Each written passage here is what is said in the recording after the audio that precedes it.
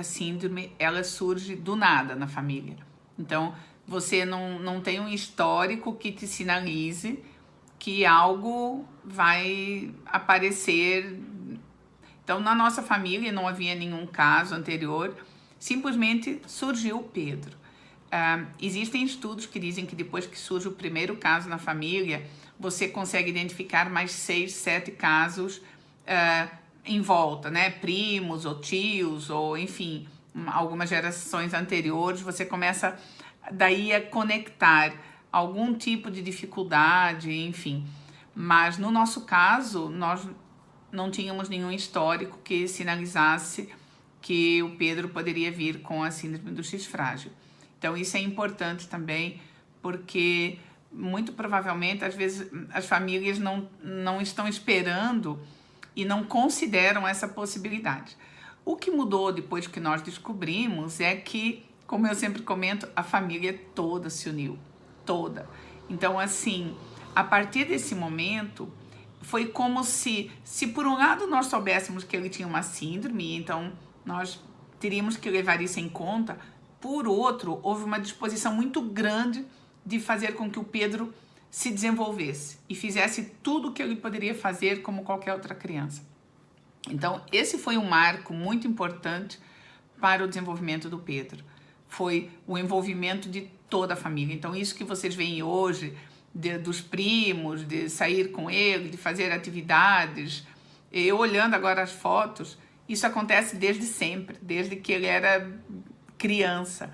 Então, esse envolvimento da família para estimular desenvolvimento e superação de algumas dificuldades ajudou muito. Eu tenho aqui uma foto que eu quero muito que vocês vejam, tá aqui, ó. Foi o dia que ele apertou o cadarço sozinho pela primeira vez. Pode parecer uma coisa boba, né? Mas eu sei que quem tem filhos atípicos vai entender. Qualquer conquista é uma conquista muito grande. Ele aprendeu a apertar o cadarço de tanto meu pai insistir. Então, assim, não é algo fácil. É óbvio que a gente pode dizer, não, ele não sabe apertar um cadarço. É verdade, a gente pode parar aí. Ou nós podemos simplesmente dizer, ele vai aprender. Então isso, por exemplo, eu devo muito ao meu pai. Meu pai nunca desistiu de ensinar o Pedro. 1, 2, 10, 100, 1000 vezes o pai insistiu para que o Pedro aprendesse. Então, assim, depois quando acontecia, era motivo sempre de uma foto, de uma alegria, de uma comemoração, porque foi algo que ajudou ele a se desenvolver para agora que ele é adulto. Então, eu queria muito pontuar isso no desenvolvimento deles. Nós não podemos parar na dificuldade. Nós temos que olhar na possibilidade dele fazer. E normalmente eles podem fazer muito, muito mais do que nós imaginamos. Então, assim, a minha sugestão é que nós não coloquemos limites, porque essas pequenas conquistas, principalmente conquistas do dia a dia, coisas simples, ir ao banheiro sozinho, tomar banho sozinho, apertar um cadarço sozinho, comer sozinho, tudo isso dá muita autonomia para o resto da vida deles. E isso a gente tem que ensinar em casa. E como é que se ensina? Com muita paciência, muita paciência, muita persistência. Talvez um avô que tenha um pouco mais de tempo e possa dedicar esse tempo a ensinar determinadas habilidades, né? Hoje tem terapeutas ocupacionais que podem contribuir muito com esse desenvolvimento, mas essas habilidades do dia a dia fazem muita diferença na vida deles. Tem coisas que depois, mais para frente, vocês vão ver, eu já insisti muito com o pai dele para gravar um vídeo, mas ele tem vergonha, então eu vou comentar aqui. Mas pequenas coisas, como por exemplo, ir no mercado e levar o dinheiro, esperar receber o troco, né? São coisas que você vai... Eu lembro de eu ter muito medo dele ir sozinho, né? Pagar uma conta, né? Dele não saber se fazer entender. E o Paulo sempre falava, não, ele vai, deixa ele ir lá, ele se vira. Então essa coisa de jogá-los um pouco também, sabe? Para que eles se virem. Eu lembro que quando o Pedro começou a trabalhar, o Paulo ia atrás dele. Eles moram mais ou menos perto do lugar onde o Pedro trabalhava, dá umas 10 quadras a pé. Então, o Paulo fazia o Pedro ir a pé. Depois que foi 2, 3 vezes com ele, né? O Paulo falava assim, agora você vai sozinho a pé. E o Pedro ia, e o Paulo ia uns 20 metros atrás dele para ver como que ele ia atravessar a rua, né? Atravessar no sinaleiro. Então, assim, essa autonomia de deixar com que eles consigam fazer coisas que vão dar um pouco de liberdade, um pouco dessa autonomia mesmo, isso faz muita diferença. Então, em termos de desenvolvimento, o que eu queria falar para vocês era isso. Não coloquem limites, né? Desde muito cedo, tipo com 4 aninhos, o Pedro, como eu gosto muito de cavalos, eu já tinha colocado ele em cima de um cavalo, né? Bem antes dele fazer a ecoterapia. Só recreativo, assim, de brincadeira.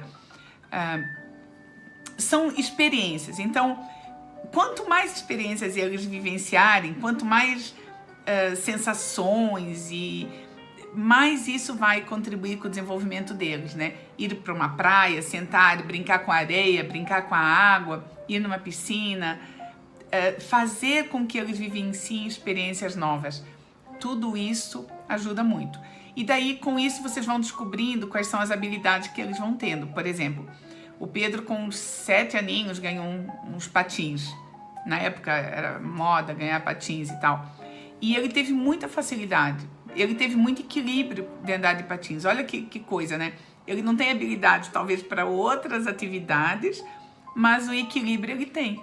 Tanto que tem um vídeo em que ele aparece andando naquele, não sei o nome, roller, não sei como é que chama aquilo. Mas isso é uma habilidade que ele tem. Então, conforme vocês vão expondo eles a estímulos diferentes, vocês vão identificando quais são as habilidades que eles têm mais naturalmente. E em cima dessas habilidades a gente consegue estimular para que eles desenvolvam. Bom, é isso.